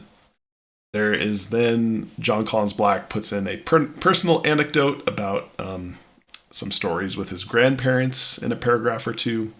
And then the chapter ends with a cryptogram puzzle, which again is another tangible puzzle. We'll talk about that shortly. The box characteristics are it's an into the future, quote unquote, styled box. Also described as not unlike the surface of the moon when he's talking about the textured steel on the sides of the box. We see that same textured steel as the back of the coin, plus again another angle on the front of the coin with a circle that we see as consistent across all the coins associated with these smaller boxes. And these coins are pictured as is in the book here. So each chapter has a picture of the coin, front and back, and that's consistent across all 4 small box chapters. The quote here, "It's not as fun as Pac-Man. It's not as imaginative as Dungeons and Dragons." And that's when he's talking about the word search that he's created for this box. I just have one quick note from JCB interviews that's relevant to this box. There was a quote in the book that was kind of a mystery to a lot of people that a lot of people spent time thinking about, which was about how his grandparents would sit in their front lawn and count vehicles. And in an interview in the past few months with Estes Quest, aka Froggy, who's on YouTube and on the Discords, the quote is, "I think I tell a story where they, his grandparents, kind of sit in the front yard and count cars. That's what their entertainment was." So that is a piece of information you wouldn't get just from the book. That reference is them counting cars. There was a lot of speculation about whether or not it's counting air traffic, it's counting boats, it's counting whatever vehicle you could think of. But just kind of a slip in this interview, he said they would count cars as they drove by. So that still could mean rail cars, I think, in some sense. But to me, it's like probably a sedan, right? All right, let's talk about some of the quote-unquote solves associated with the past and future box. So clues or solves. This one, because there is like tangible puzzles that you could work on, I'm calling them solves in this particular chapter. So the cryptogram, this was one of the first things to be quote-unquote solved, because it's fairly simple to solve an anagram in a few minutes or an hour. There's also online tools that you can use to solve these pretty readily. But a cryptogram is basically a classic puzzle, a classic cipher that you might see in a newspaper or games magazine, where each letter is substituted to make the secret message, and then you have to use some English deduction to try to figure out what the words are by substituting letters that you can see on the right here. So the solve of the cryptogram that's widely accepted is from rock to field, from strong to stream, past tree and posts to forest green. Arrive you now where beauty sheens, it's under, over, in between. So that was one of the first things that people solved, and there's pretty good community consensus. You'll notice that there's 4 unused letters, J, Q, X, and Z, that were not included in the plain text translations. So we don't know a full resolution of the cryptogram cipher, but all but 4 letters. And then there's this beloved word search that says, welcome to word search. And then there's a nice image of it. This is an Excel version. I didn't take a screenshot of the actual chapter. I apologize. The first thing done is try to find all of the words in the word search. And he says you can ignore 3-letter words and some proper nouns. So that's an important part of solving this word search. You can see kind of a consensus of different words that have been found in this word search. There's other words that you might see in here that are not part of this list, such as rams. That's one clear example on the bottom left here, RAMS. And there's a reason for that, which I'll show in the next slide. So it was quickly found that there was some anagrams in the missing spaces that weren't covered by traditional words that I'm showing here in orange. And each of these orange sections you can anagram into the following message. There are 5 clues in this word search, but do not tell anyone. 3 are on special bends or turns. Just remain steady to complete the mission. So that is not by coincidence. That's in there for a reason. And so that's why there are certain words that have been omitted from, I would say, the community consensus list of words, such as rams, because if you picked out rams, then you'd be using it as a word and then would mess up this whole message. So certainly there's consternation about which words people are using, which words people are not using, and speculation associated with that. So this is still solved in quotes, but this is, I would say, community consensus right now. There's different ways to do this anagram. So instead of 3 are on special bends or turns, you could say there are no special bends or turns, depending on how you anagram this. So there is some debate about whether you're in there are no camp or not. But that remains to be seen, what is actually quote unquote correct there. Once you've removed the traditional words from the word search and you've removed the anagrammed message, there's some certain sections that are still left over. So one of these is some state abbreviations that seem to be very clear in the middle of this puzzle. So Tennessee, North Carolina, and South Carolina that I've highlighted here in orange. And the reason that those are bolstered as being a clue is because geographically this is how they sit in the United States as well. So unlikely that that's a coincidence. There's also an MA here in the upper corner.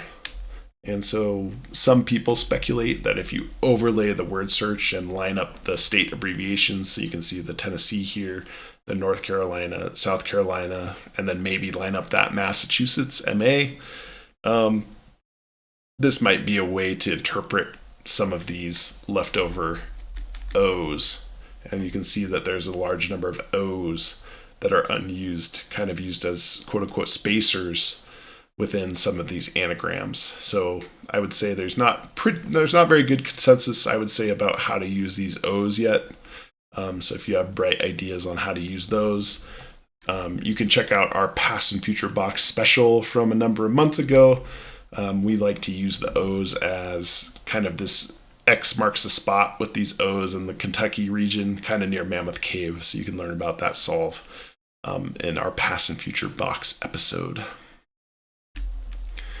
Other clues in the word search, we could do a whole day episode on this, and I'm just going to highlight some things here for brevity, but this is a very active online community, so feel free to look at Reddit, look at the Discords, which will be in the resources below, on kind of up-to-date debates on certain clues. But the 19 O's that are left over is one clue that I really like, but don't have a good solve for.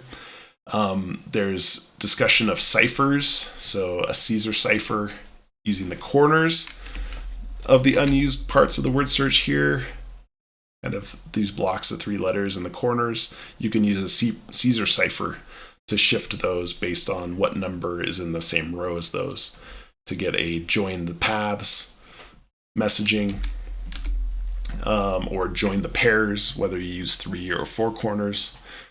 We had discussed the lilac chaser illusion as being a potential solve in one of our early episodes. The lilac chaser is interesting because lilac is a word in the word search, and it's also known as the Pac-Man illusion, and Pac-Man is mentioned a couple of times in the main text of the chapter. That we translated to try a 19 or 19 tray. Don't quite know what to do with that information. There's a block of 10 letters at the bottom center of the word search that still remains pretty mysterious in my opinion. There is some translation of the join the pairs message to look at pairs of letters that are next to each other, and all horizontal pairs you can anagram into a message top secret O. So a lot of kind of potentially connecting clues here to what those O's are. They're top secret. Do not tell anybody, right? There's kind of these secret meanings in some of the clues in the word search. If you take all of the numbers that are in the word search plus letters that are overlapping with the traditional word search, you might be able to get a reference to a reference to Sickle, which a lot of people have connected to a Lake Tahoe area called Van Sickle, which I'll talk about shortly. And then the question remains in my mind if there's ciphers in this puzzle. There's a message potentially in the bottom right corner of the word search that can translate to play a basic cipher or basic cipher plays.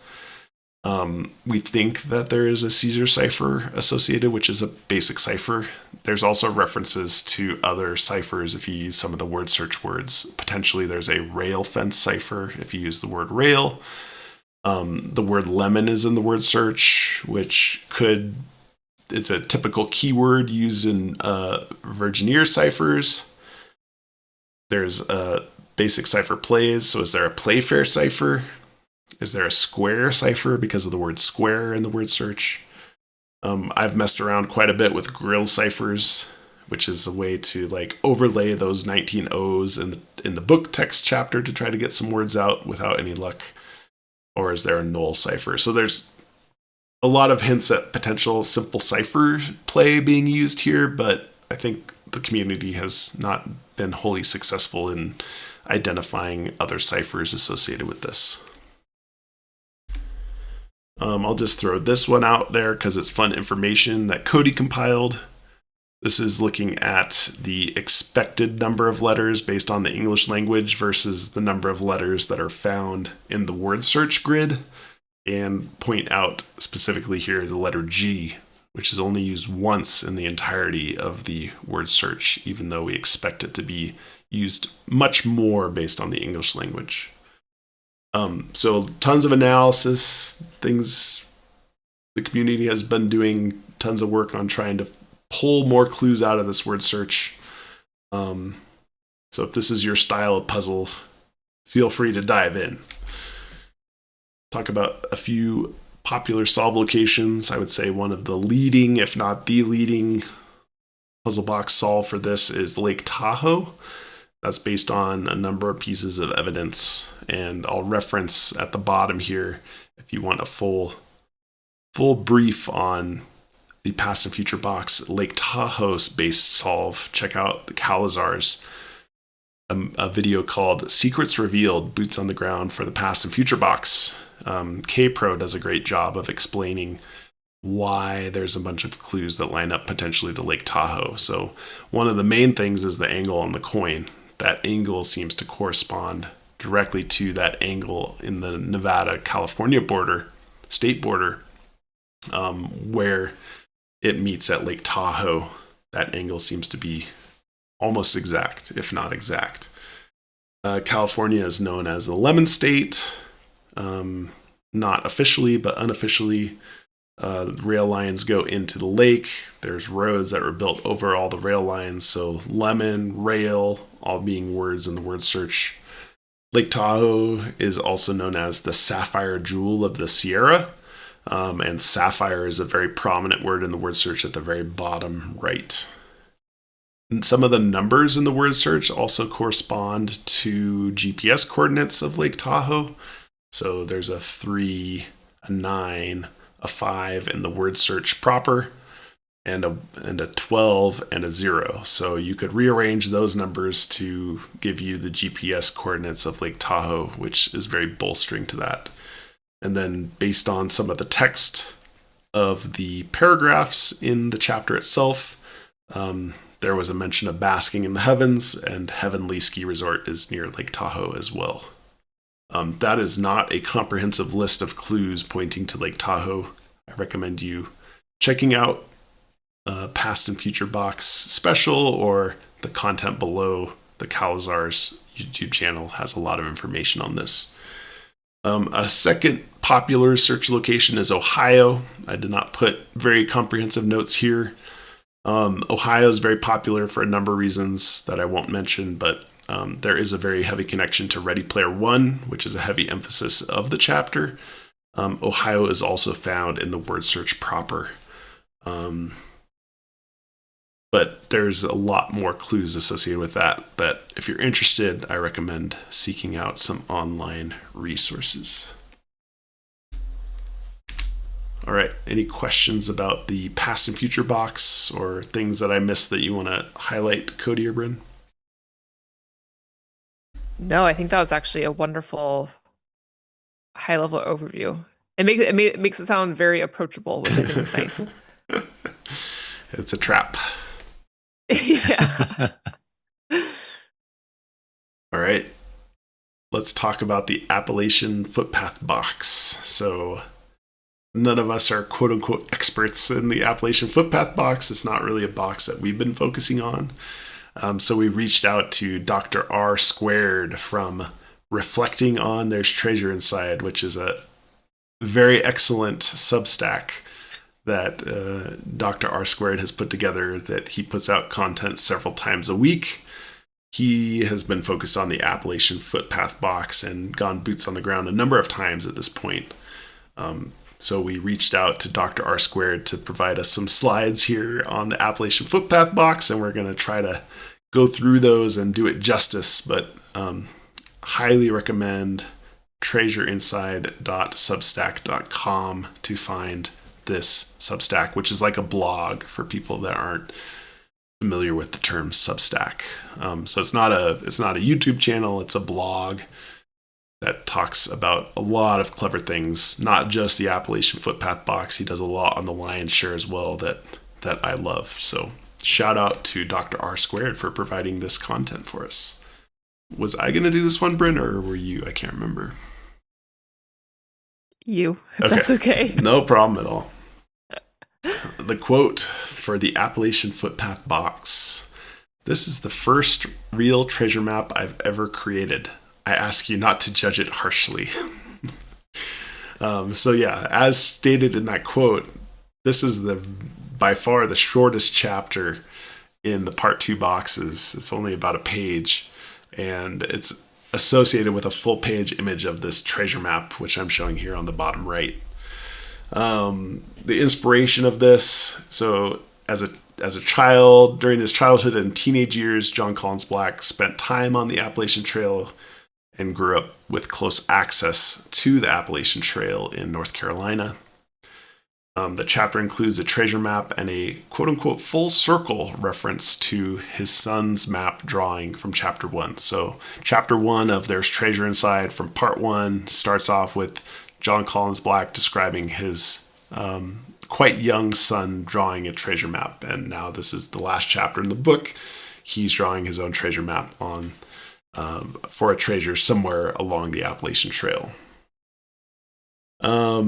It's a very ornate box, as you can see. There's no treasures pictured or explicitly identified for this box, which is kind of unique, so we don't know exactly what's going to be in that box.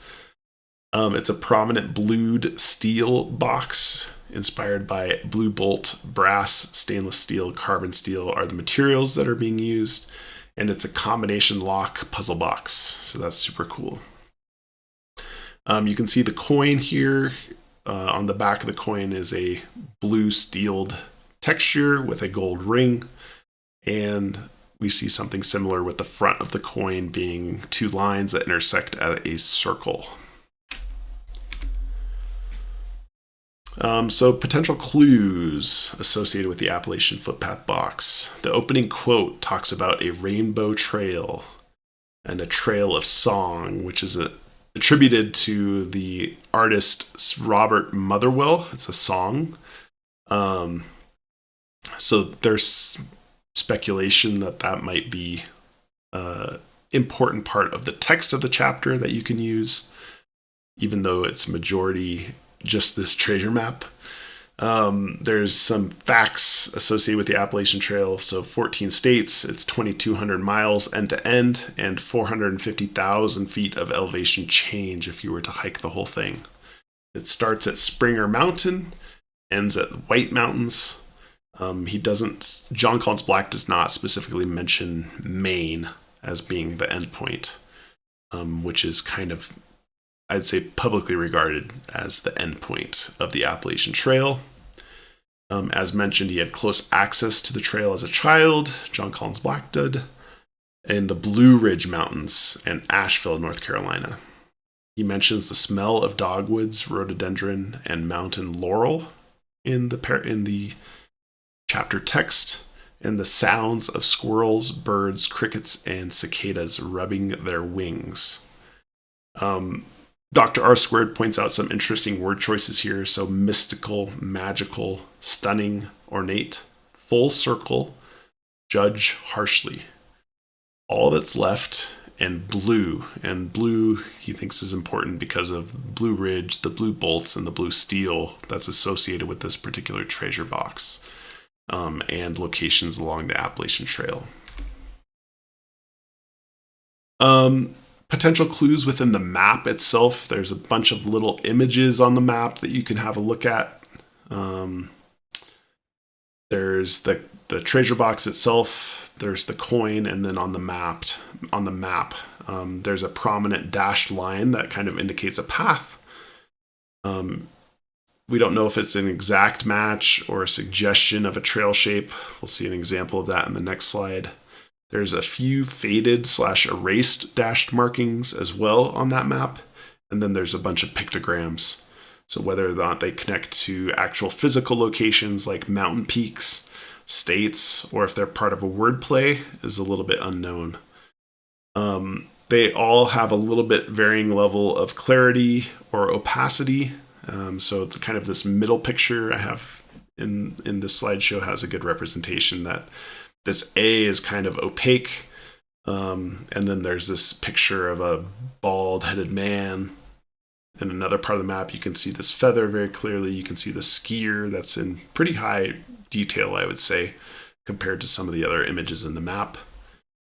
Things that are recognizable in the image of the map are a skier, a wildcat footprints, a butterfly, a dog, a tree, a bald head, a basket of fruit, a feather, a bear, and a pattern of rocks.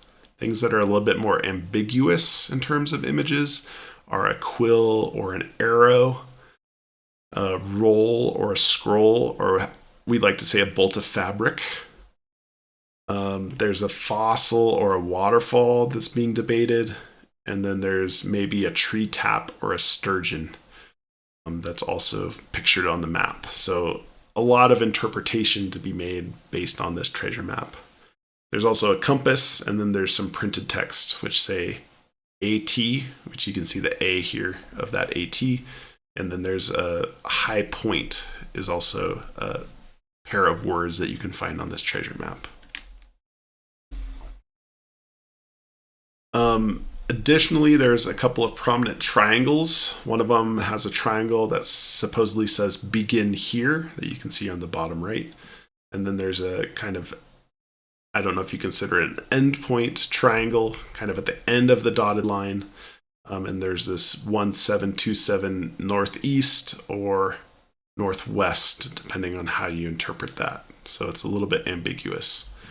There's lots of stains and splotches and creases within this map to kind of make it look aged.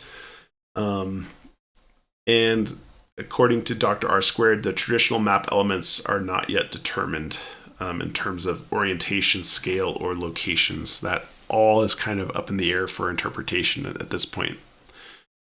Certainly there's consensus on certain things, but as you will see, in a couple slides, there's a lot of different places that people are looking. Talking about some relevant notes from Jon Collins-Black interviews associated with the Appalachian Footpath Box. The Blue Ridge Mountains are amazing, and I just spent a lot of time there. I was thinking about doing this treasure hunt before I even had the idea for 5 treasure boxes. When I was maybe just going to do one, the Appalachian Trail was probably my first choice. It was the first thing I had in mind because it was so meaningful to me. As I got older, I had the chance to visit more parts of the Appalachian Trail and realize it was much more than just my childhood memories. I wouldn't want to say that the treasure must be hidden in North Carolina. People sometimes assume that, but I remind them that the Appalachian Trail is a big, big place with lots of beautiful spots. Another quote, I grew up in North Carolina. One of my treasures is hidden close to the Appalachian Trail. But I did a lot of camping in North Carolina, and the Asheville and the Blue Ridge Mountains are a beautiful area that's close to my heart. It's a lot of commentary on the Appalachian Trail. Interesting that it's the place he first had in mind when he was first conceiving of this treasure hunt. And then I started with the map my son drew and finished with one that I drew. But it was also fun to do a treasure map. I didn't necessarily think that I was going to do one when talking about him writing this book. But then when I was thinking about what I wanted to do near the end, when I was writing those last 4 chapters, I was like, well, I think one should definitely be a treasure map. So that was exciting. So as you can see here, there's not a huge consensus. I would say one kind of stands out, which we'll see, which is the Little Rock Pond in Vermont. But there's a bunch of different places that people are looking for this particular treasure right now, ranging the entirety of the Appalachian Trail, I would say.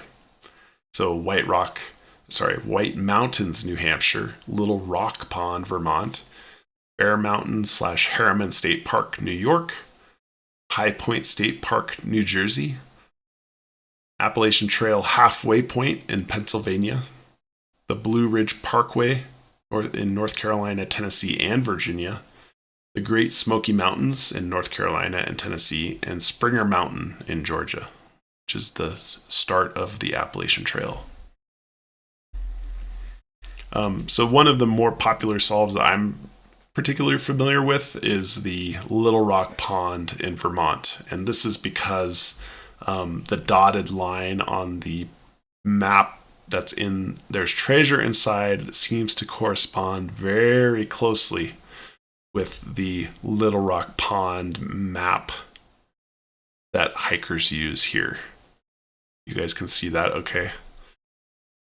Yes. Yeah, I mean, it seems like 1-to-1. And and there's been, as far as I know, a lot of people that have searched in this area without luck. But that, I would be super excited if I were to find that pattern associated with the Little Rock Pond trail. That seems like a really great match. But it has not been found yet. So as you saw, there's a lot of other options, whether or not this is a pointer. Again, we don't know the scale of all of these different elements on the map. So whether or not this is just one important clue, and then you have to find the other important clues on the rest of the map with those other pictograms, we don't know. All right. That's what I have on the Appalachian Footpath Box. Thanks again to Dr. R Squared for putting all that content together for us. Hopefully we did it justice. I do want to add one quick note about, well, so we talked early on about one of the rules of the hunt was there's no more than one treasure box in each state. But we also learned in the introduction of the book that when Jon Collins-Black decided, or maybe this was in the part 2 introduction, that when he decided to do 5 boxes, the idea was that they would be accessible to you no matter what part of the country you lived in, that one might be reasonably close to get to. And so I think through that lens, it's been theorized that maybe these 5 boxes kind of all cover a general region. So even though we know there's not more than one in each state, like they probably wouldn't be in states next to each other. So it's just something to keep in mind if you consider that, I mean, the Southeast, the path that I talked about for the Pokemon box is obviously a very large region, but the Appalachian Footpath or the Appalachian Trail, does venture down that way. So I do think there maybe is an argument there that would put this Appalachian Footpath box a little bit more north to cover the Northeast region. So that's just one theory and idea to kind of take into consideration with this one. No, that's a great point. Don't want too much overlap with your Pokemon box. Yeah. All right, we're getting to the end, folks. Who wants to talk a little bit about Joy's Serenade? I can take Joy's Serenade. Yay.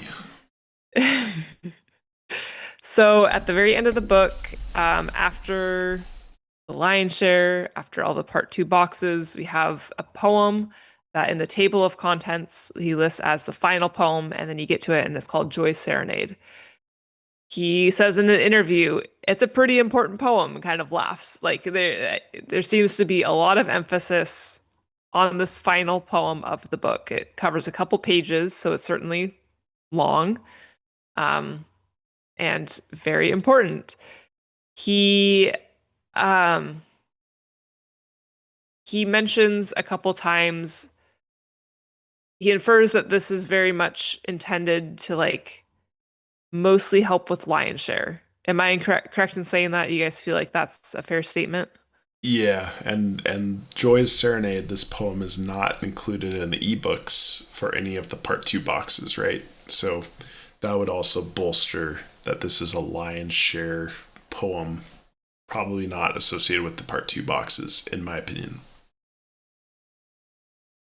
So just a couple things to note about the poem itself. One theory, I don't know if this was specifically the theory that you created, Cody, but I think it was, that maybe the stanzas aligned to the part 2 boxes, which is contradictory to what we just said, but I'm just throwing it out there that this is one theory that exists.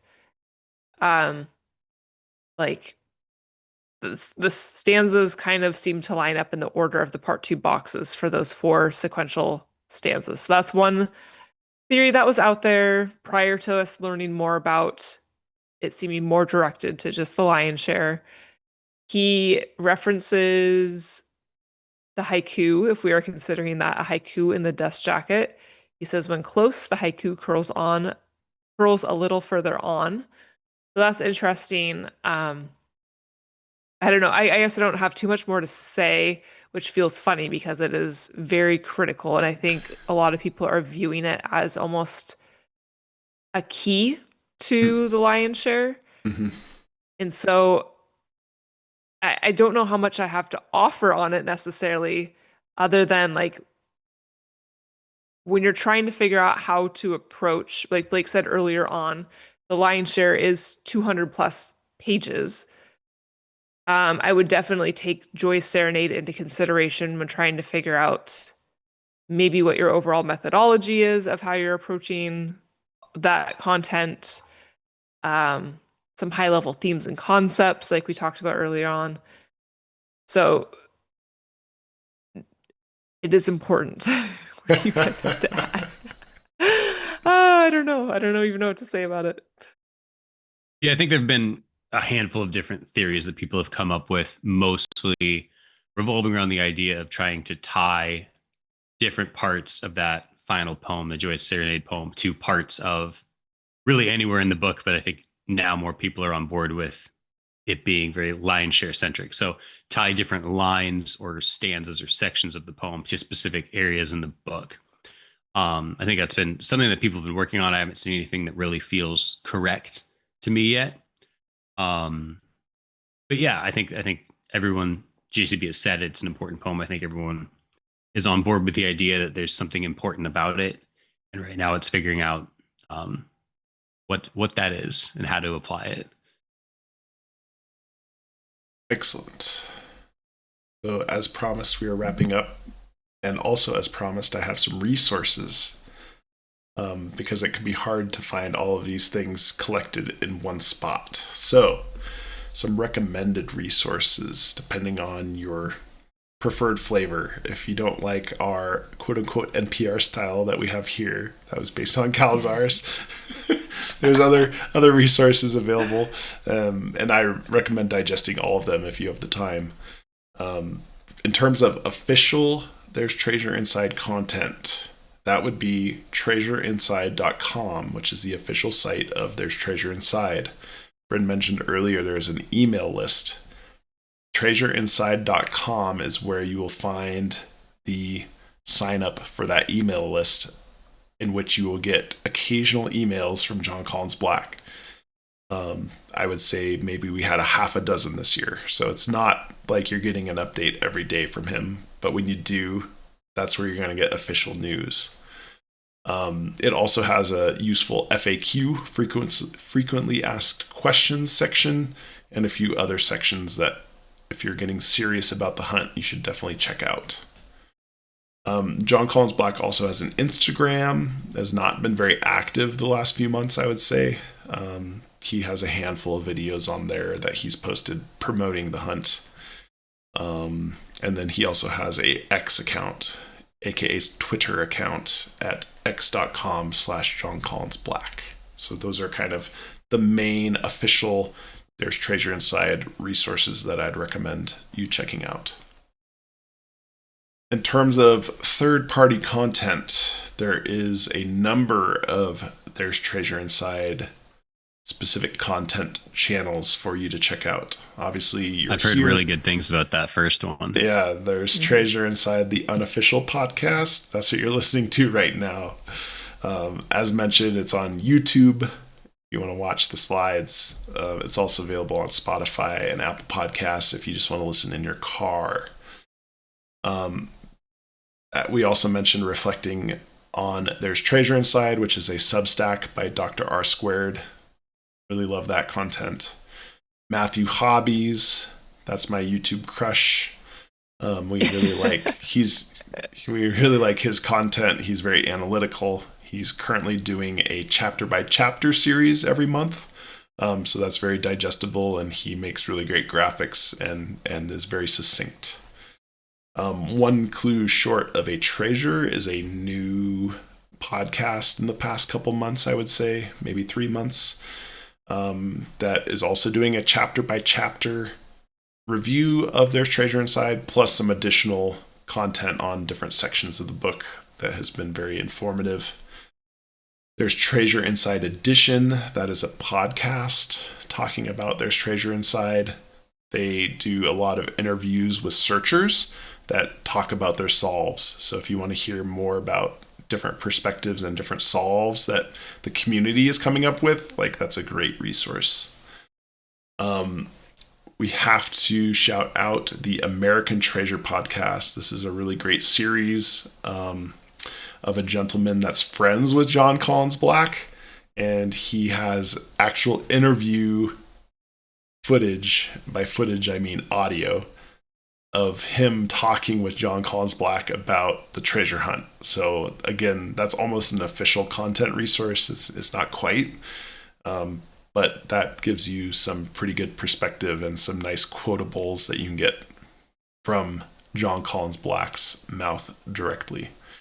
And then Bryn mentioned it earlier, Habeas Treasurous. He has a series on YouTube that is about the Pokemon box specifically. So highly recommend checking that out for some very creative and interesting ways to interpret the Pokemon box, which I like a lot. So those are some Treasure Inside specific content. There's also some general treasure hunting content that I highly recommend. They focus not just on There's Treasure Inside, but treasure hunting in general and other treasure hunts that are ongoing around the country. So definitely Calazar's, the YouTube channel, and Discord server, which I'll have links to in the show notes here. Treasure Hunt with Us is also a YouTube channel and Discord server that you can access that talk about a number of hunts. Mysterious Writings is a Discord server, which I'll have a link to below, that has a lot of great participation. Estes Quest, aka Froggy, he has a great YouTube channel talking about a variety of different treasure hunts. And then Cody's YouTube crush, which is Bull and Thread. I don't know, how do you describe that channel, Cody? Good. It's like it's kind of about treasure hunting theory and game design theory, and he breaks down his thoughts on Jon Collins-Black and the treasure hunt kind of in a very different way. Yeah, some like psychology and philosophy based stuff too, and talks a lot about like paradoxes and fun stuff like that. Also pretty analytical. Nice. So yeah, I've been really enjoying those Bull and Thread videos. I also have a list here of video interviews featuring Jon Collins-Black, so you can listen to all of those. I don't think they're all represented on Jon's website, so try to have a comprehensive list here.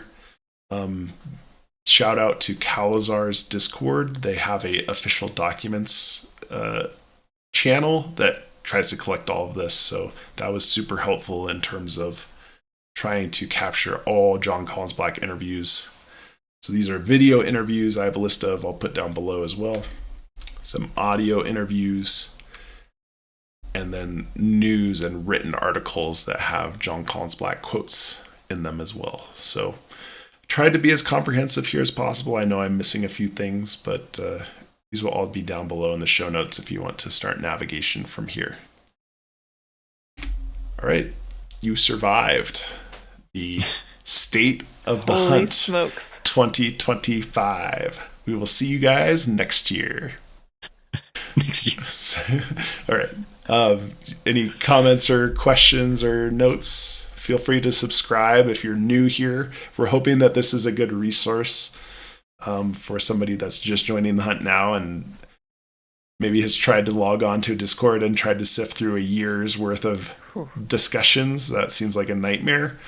So we tried to distill it down to some of the basics here for people to digest.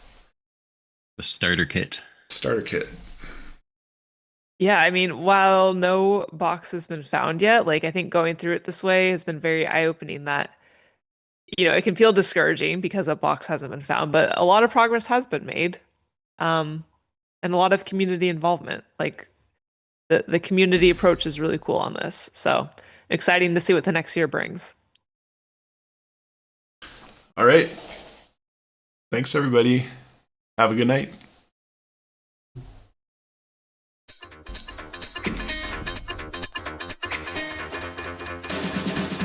Searching for clues, let's find you.